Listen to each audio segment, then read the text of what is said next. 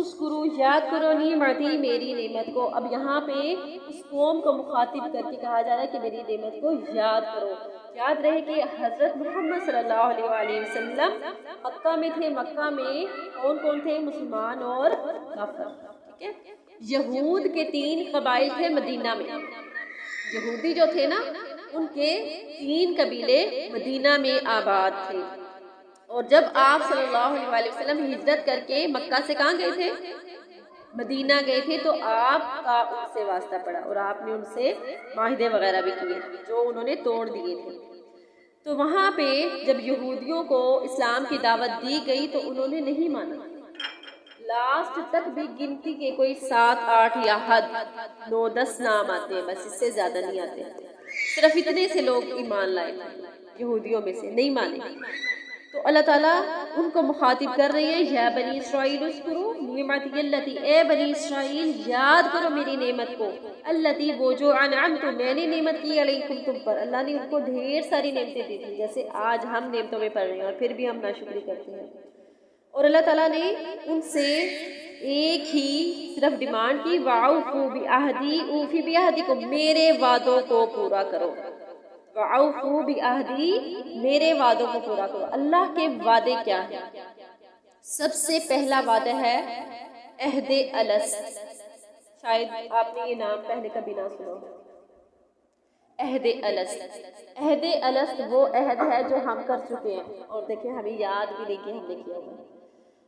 اللہ تعالیٰ نے حضرت آدم علیہ السلام کی تخلیق کی اور ان کی پشت سے, یہ قرآن میں آتی ہے بات, ٹھیک ہے, میں خود سے نہیں بنا رہی, ان کی پشت سے, کہ وہ ہمارے والد ہے نا, باپ ہے سب کی, اور اماں ہوا سب کی والدہ ہے.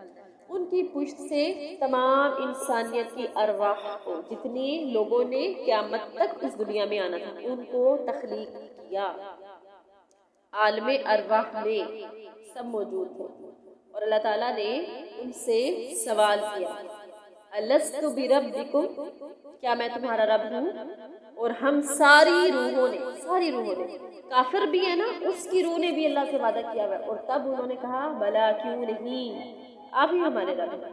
ہم یہ اللہ سے ایک عہد کر چکے ہیں توحید کا, چاہے اس دنیا میں آ کے کوئی کافر ہو جاتا ہے, فاجر ہو جاتا ہے, مشرک ہو جاتا ہے, کچھ بھی کر لے, لیکن وہ یہ والا وعدہ اللہ سے کر کے آیا ہوا. اس کو کہتے ہیں عہد الست. ٹھیک ہے, پہلا وعدہ یہ. پھر اس کے بعد جتنے بھی وعدے ہم اللہ سے کرتے ہیں اور جتنے بھی وعدے ہم لوگوں سے کرتے ہیں ان کو پورا کرنا بھی کیا ہے؟ اصل میں اللہ ہی کا حکم مانے, کیونکہ وعدوں کو پورا کرنے کا ہمیں کس نے کہا؟ اللہ نے کہا. اور اگر ہم بندوں کے بھی وعدوں کو پورا کرتے ہیں, بندوں سے کیے گئے وعدوں کو, وہ بھی ہم کس خوف سے کہ اگر ہم نے یہ وعدے پورے نہ کیے تو اللہ ہم سے ناراض ہوگا یا ہمیں سزا دے گا. تو اس وعدے میں وَأَوْفُوا بِعَهْدِي عہد الست بھی آ جاتا ہے, اور اللہ سے کیے گئے سارے وعدے بھی آ جاتے ہیں, اور لوگوں سے بھی کیے گئے سارے وعدے آ جاتے ہیں. اللہ تعالیٰ نے کیا فرمایا کہ ان وعدوں کو پورا کرو, اوفی بعہدکم, تو میں تم سے کیے گئے وعدے کو پورا کروں گا. اللہ تعالیٰ کا ہم سے کیا وعدہ ہے؟ اگر ہم ایمان لاتے ہیں اور نیک عمل کرتے ہیں تو ہمیں کیا ملے گا؟ جنت. ٹھیک ہے, باقی چیزیں تو ملیں گی ہی, لیکن ہمیشہ میں آپ کو بتاتی ہوں کہ اللہ کی تخلیق میں سب سے قیمتی اور سب سے بہترین چیز جنت ہے. تو جنت سے کم قیمتی کسی چیز پر نہ تو اللہ راضی ہوتا ہے اور ہمیں بھی راضی نہیں ہونا چاہیے. ہمیں یہ نہیں کہنا چاہیے کہ اچھا میں ایمان لے آؤں, اچھے عمل کروں, مجھے یہ مل جائے وہ مل جائے.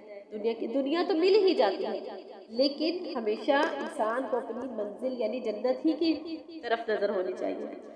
تو اگر ہم اپنے وعدوں کو پورا کریں گے, اللہ تعالیٰ فرماتا ہے اوفی بعہدکم, میں تم سے کیے گئے وعدے کو پورا کروں گا, یعنی پھر تمہارے لیے جنت ہوگی. اور ایک اور چیز وہ کیا ہے؟ وَإِيَّايَ فَارْهَبُونِ, صرف مجھ سے ہی ڈرتے رہو.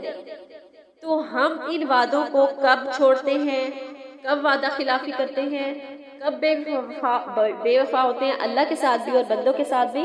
جب ہمارے دلوں میں اللہ کی محبت نہیں رہتی, اللہ کا خوف نہیں رہتا.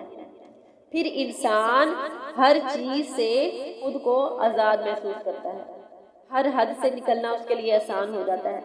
تو وَإِيَّايَ فَارْهَبُونِ, صرف مجھ سے ہی ڈرتے رہو. اللہ کا ڈر ہوگا, عہد الست کا بھی پاس کریں گے, اللہ سے کیے گئے وعدوں کا بھی، اللہ سے کیے گئے وعدے کیا ہیں؟ مثلا آپ بیماری میں آئے، آپ نے توبہ کی، نہیں اب تو فلاں اپنی غلطیاں ہمیں سامنے نظر آئی، ہم نے کہا نہیں اب تو میں یہ کچھ بھی نہیں کروں گی، ایک دفعہ میں ٹھیک ہو جاؤں، اب میں نماز بھی پابندی سے ادا کروں گی، اب میں قرآن بھی پڑھا کروں گی، اب میں کسی کو برا بھلا بھی نہیں، ڈھیر ساری ہم چیزیں خود سے سوچ لیتے ہیں، تو وہ اللہ سے وعدہ ہو جاتا ہے۔ وعدہ یہ نہیں کہ آپ ہاتھوں میں ہاتھ دیں اور آپ اب پکا وعدہ ہوتا ہے۔ جو زبان کی کمٹمنٹس ہوتی ہیں، زبان سے آپ سے کسی نے کہہ دیا کہ میں نے ایسا کرنا ہے یا میں ایسا کروں گی، تو وہ آپ کا وعدہ ہوگا، ٹھیک ہے، جو ڈیلنگز ہوتی ہیں وہ وعدہ ہوگا۔ تو اللہ کے خوف کے ساتھ ہی وعدے بھی پورے ہوتے ہیں۔ وَآمِنُوا اور ایمان لے آؤ، بِمَا أَنزَلْتُ ساتھ اس کے جو میں نے نازل کیا، مُصَدِّقًا لِمَا مَعَكُمْ اس کی تصدیق کرتا ہے جو تمہارے پاس ہے۔ بنی اسرائیل سے کہا جا رہا ہے اس چیز پر ایمان لے آؤ کہ جو میں نے نازل کی، یعنی اللہ نے نازل کی۔ اس قرآن کی بات ہو رہی ہے، قرآن کو کس نے نازل کیا؟ اللہ تعالیٰ نے۔ اور یہ قرآن ان کے پاس جو کتاب تھی، اس پر کون سی کتاب اتری تھی بنی اسرائیل پر؟ تورات۔ پہلے حضرت موسیٰ آئے تھے، ان کے پاس تورات اتری، اور پھر اسی قوم میں حضرت عیسیٰ علیہ السلام آئے تھے اور ان پر کون سی کتاب اتری تھی؟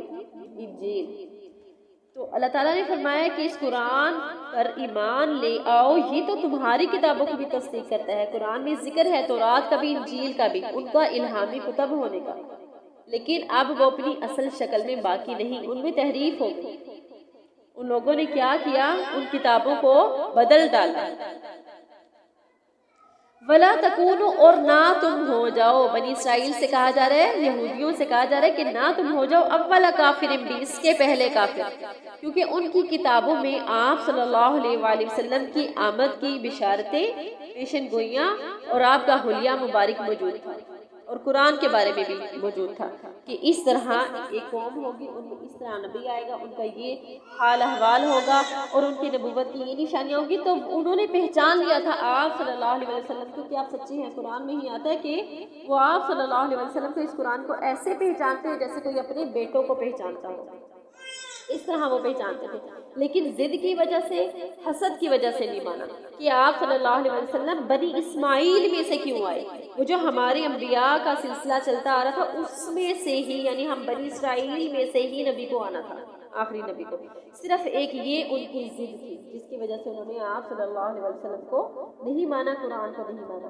اللہ تعالیٰ ان سے کہہ رہے تم پہلے کافر نہ بن جاؤ، کہ ہونا تو یہ چاہیے، تمہیں سب سے آگے بڑھ کر ایمان لانا چاہیے، کیونکہ یہ جو کافر ہیں، ان کے جو امی ہیں، مشرک ہیں، ان کے پاس تو کوئی ایسی کتاب نہیں تھی جس میں ایسا کچھ لکھا تھا آپ صلی اللہ علیہ وسلم کی آمد کے بارے میں، لیکن آپ تو اپنی تورات میں پڑھ چکے ہو، تو بجائے اس کے کہ آپ اس کا انکار کرو، پہلے کافر بن رہے ہو، چاہیے تو یہ کہ آپ سب سے پہلے آگے بڑھ کر ایمان لاؤ کہ آپ پہچان چکے ہو۔ وَلَا تَشْتَرُوا بِآيَاتِي اور میری آیات کو نہ بیچو ثمنًا قلیلاً تھوڑی سی قیمت میں۔ وہ کیا کرتے تھے؟ ہمارے ہاں تو الحمدللہ قرآن پاک سب کے گھروں میں ہوتا ہے، سب کے ہاتھوں میں ہوتا ہے، ایون کہ اب تو سب کے موبائلز میں بھی ہوتا ہے، یعنی سب کی پاکٹس میں ہوتا ہے، لیکن المیہ یہ کہ ہم اس کو صرف وظیفوں کے لیے، اپنی بیماریوں کو دور کرنے کے لیے، جین بھوتوں کو بھگانے کے لیے، یا کبھی کوئی فوت ہو گیا تو اس کو ثواب دینے کے لیے پڑھتے ہیں۔ ہم نے کبھی قرآن کو سمجھنے اور اس غرض سے پڑھنے کی کوشش نہیں کی کہ میں اس پر عمل کروں، اللہ تعالیٰ مجھے کیا کہہ رہے ہیں، کہ میں نے اپنی زندگی کو کیسے گزارنا ہے۔ یہی وجہ ہے کہ آج ہم مار کھا رہے ہیں، آج ہم اتنی پریشانیوں میں ہیں۔ اور ان یہود نے کیا کیا؟ یہود کے جو صرف علماء تھے، بڑے تھے، جیسے ہمارے ہاں مولوی حضرات ہوتے ہیں، ان کے جو پادری تھے، صرف ان کے پاس تورات کے نسخے ہوتے تھے، عوام کے پاس نہیں ہوتے تھے، نہ وہ دیا کرتے تھے۔ تو جس شخص کو کوئی مسئلہ پوچھنا ہوتا وہ کیا کرتا؟ ان کے پاس آتا، یعنی اپنے علماء کے پاس آتا اور ان سے پوچھتے کہ یہ ہمارا مسئلہ ہے۔ اب وہ دیکھتے کہ یہ تو مالدار ہیں، اگر ہم ان کو ان کی مرضی کی بات بتائیں گے تو یہ ہمیں اپنے مال سے خوش کریں گے۔ سمجھ آ رہی ہے بات؟ تو وہ کیا کرتے؟ عبارت پہ ہاتھ رکھ کے چھپا کر کچھ کا کچھ بتا دیتے، مٹا کے خود سے لکھ دیتے، یا اپنی مرضی سے مسئلہ کچھ اور لکھا ہوتا تورات میں اور اپنی مرضی سے کچھ اور بتا دیتے، تمہارے مسئلے کا حل تو یہ ہے، اور جب وہ اس جواب سے خوش ہوتے، خوش ہو کر وہ اس کو بھی خوش کر دیتے۔ اللہ تعالیٰ نے کیا کہا؟ وَلَا تَشْتَرُوا بِآيَاتِي ثَمَنًا قَلِيلًا تھوڑی قیمت میں میری آیات کو نہ بیچو۔ آج ہم کیا کر رہے ہیں؟ ہم نے بھی قرآن کو بزنس بنا لیا، ایسے ہی تعویذ بنا کے دے رہے ہیں، یہ کر کے دے رہے ہیں، وہ کر کے دے رہے ہیں، اور اپنا کاروبار چلا رہے ہیں۔ اللہ تعالیٰ کیا کہہ رہے ہیں؟ وَلَا تَشْتَرُوا بِآيَاتِي ثَمَنًا قَلِيلًا، تھوڑی سی قیمت میں میری آیات کو نہ بیچو۔ وَإِيَّايَ فَاتَّقُونِ، اور صرف مجھ ہی سے ڈرو۔ ہم لوگوں سے ڈرتے ہیں، لوگ کیا کہیں گے۔ ایک جملہ اتنا چمکایا ہوتا ہے، ہم نے کوئی بھی کام کرتی ہے، کبھی ہمارے ذہن میں یہ چیز نہیں آتی کہ میں یہ پہن رہی ہوں، یہ اوڑھ رہی ہوں، یہ کھا رہی ہوں، فلاں جگہ جا رہی ہوں، کس سے مل رہی ہوں، کیسے مل رہی ہوں۔ اللہ تعالیٰ کیا سوچے گی، اللہ تعالیٰ کیا کہے گی۔ اس وقت اللہ مجھے دیکھ رہی ہے، اللہ تعالیٰ میرے بارے میں کیا خیال کر رہے ہوں گے، ہمیں کبھی یہ خیال نہیں آتا۔ فوراً ہم کیا سوچتے ہیں؟ بھائی لوگ کیا کہیں گے۔ یہ ایسی ہے، لوگوں کی ہمیں اتنی پریشانی ہے، لیکن اللہ تعالیٰ ہمارے بارے میں کیا کہیں گے ہمیں کوئی فکر نہیں ہوتی۔ تو اللہ تعالیٰ کیا کہہ رہے ہیں؟ وَإِيَّايَ فَاتَّقُونِ، صرف مجھ سے ڈرو، لوگوں کا ڈر چھوڑ دو۔ وَلَا تَلْبِسُوا الْحَقَّ، اور نہ تم ملاؤ حق میں بالباطل، باطل کو، حق اور باطل کو مکس اپ نہ کرو۔ وَتَكْتُمُوا الْحَقَّ، اور حق کو چھپاؤ بھی نہیں۔ وَأَنْتُمْ تَعْلَمُونَ، حالانکہ تم جانتے ہو۔ ہم کیا کرتے ہیں اپنی ڈیلی روٹین میں؟ کتنی ڈھیر ساری ایسی چیزیں ہیں جس میں صرف ہم وقتی طور پہ خود کو بچانے کے لیے جھوٹ میں سچ ملا ملا کے باتیں بنا لیتے ہیں اور حق کو چھپا دیتے ہیں۔ یہ چھوٹے لیول پہ بھی ہوتا ہے، بڑے لیول پہ بھی ہوتا ہے۔ جی وَلَا تَلْبِسُوا الْحَقَّ بِالْبَاطِلِ وَتَكْتُمُوا الْحَقَّ، مثلاً آپ کس طرح ہم کرتے ہیں، حق کو چھپاتے ہیں یا جھوٹ اور سچ کو مکس کرتے ہیں روزمرہ روٹین کے حوالے سے۔ مثلاً اگر ہم جوائنٹ سسٹم میں رہتے ہیں، یعنی جوائنٹ فیملی میں رہتے ہیں، ہمارا بچہ بھی کھیل رہا ہے اور دوسرا بچہ بھی کھیل رہا ہے، یعنی دیورانی جٹھانی کا بچہ کھیل رہا ہے۔ اب دونوں میں سے ایک سے کوئی چیز ٹوٹ جاتی ہے، کوئی قیمتی چیز ٹوٹ جاتی ہے، آپ دیکھ لیتے ہیں، یعنی ایک ماں دیکھ لیتی ہے جس کے بچے نے توڑی ہے۔ اب وہ کیا کرتی ہے، جب بات اوپن ہوتی ہے، اب سارے گھر والے پریشان ہیں کہ ایک چیز کا نقصان ہو گیا۔ جس ماں نے دیکھا کہ میرے بچے نے توڑی ہے، اب وہ اپنے بچے کو بچانے کے لیے یا اپنے نام کو بچانے کے لیے کہ اب مجھے بھی جو ہے وہ کہا جائے گا کہ آپ کے بچے نے یہ کیا، اس بات سے بچنے کے لیے وہ کیا کرتی ہے کہ نہیں میں دیکھ رہی تھی، اس نے نہیں توڑی، فلاں نے توڑی ہے، یعنی دوسرے بچے نے توڑی ہے۔ تو دوسرا بچہ بیچارہ رو رو کے کہہ رہا ہوتا ہے کہ نہیں میں نے نہیں ایسا کیا، اور اس کو پھر بڑا جو انسان ہے نا جس کے پاس پاور ہوتی ہے، وہ لاؤڈ بول کے، چیخ پکار کر کے اور اپنی آواز کو بلند کر کے کیا کرتا ہے، کمزور پہ دباؤ ڈال لیتا ہے۔ کمزور کی آواز اگر سچ بھی ہے اس کو دبا لیتا ہے، اور یہ ہمارے گھروں میں، ہمارے معاشرے میں عام بات پائی جاتی ہے۔ تو وہ اونچا بول کر اور پریشر ڈال کے نہیں یہ جھوٹ بول رہا ہے، میں نے خود دیکھا ہے۔ اب جب ایک بڑا بندہ بول رہا ہے تو سب کیا کریں گے، اس پر یقین کر لیں گے کہ ہاں اس نے دیکھا، اس نے۔ اب یہاں پہ کیا ہوا، تکتم الحق کا، آپ نے سچ کو، حق کو چھپا دیا عارضی طور پہ ایک نقصان سے یا تانوں سے بچنے کے لیے، یا کچھ باتوں سے بچنے کے لیے کہ اب میرے بچے کو ٹانٹ کیا جائے گا۔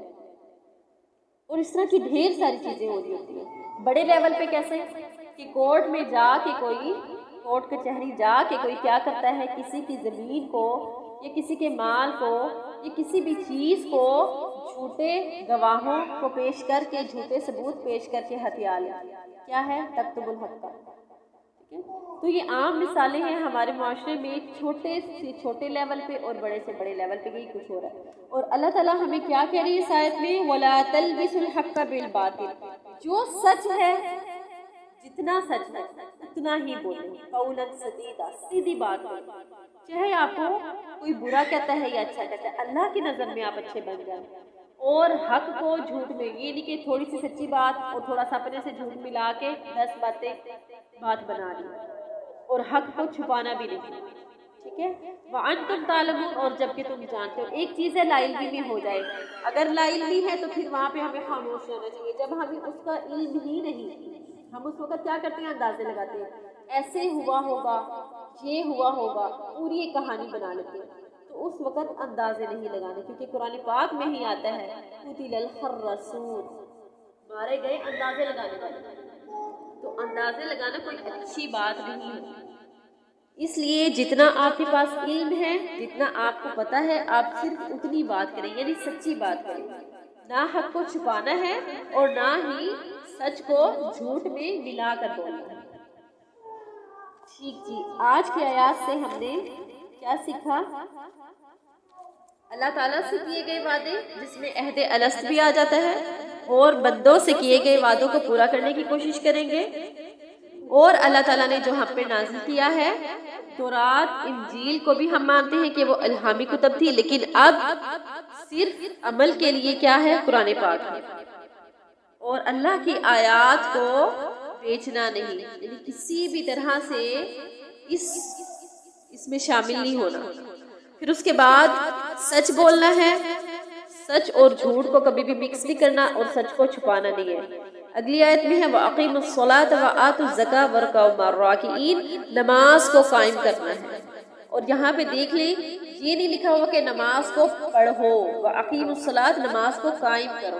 قائم کرنے میں نماز کی جو پابندی ہے وہ بھی آ جاتی ہے، اس میں وقت کی پابندی آ جاتی ہے، یعنی جیسے ہی اذان ہوتی ہے آپ نماز کے لیے اٹھ جائیں۔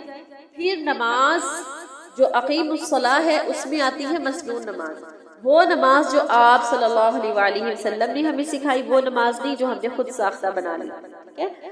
اور پھر تمام شرائط اور پابندیوں کے ساتھ، تمام ارکان کے ساتھ، اور صحیح تلفظ کے ساتھ، اطمینان کے ساتھ، یہ ہوگا اقیم الصلاح۔ اور زکوٰۃ ادا کرنا، ٹھیک ہے؟ اور رکوع کرنے والوں کے ساتھ رکوع کرنا، یعنی جو جیسے مردوں پر فرض ہے کہ وہ جماعت کے ساتھ نماز ادا کریں تو وہ کیا کریں؟ جماعت کے ساتھ نماز ادا کریں۔ چلے جی، آج کا ہمارا لیسن اتنا ہی۔ سبحانک اللہم و بحمدک، نشہد ان لا الہ الا انت، نستغفرک و نتوب الیک۔ السلام علیکم ورحمۃ اللہ وبرکاتہ۔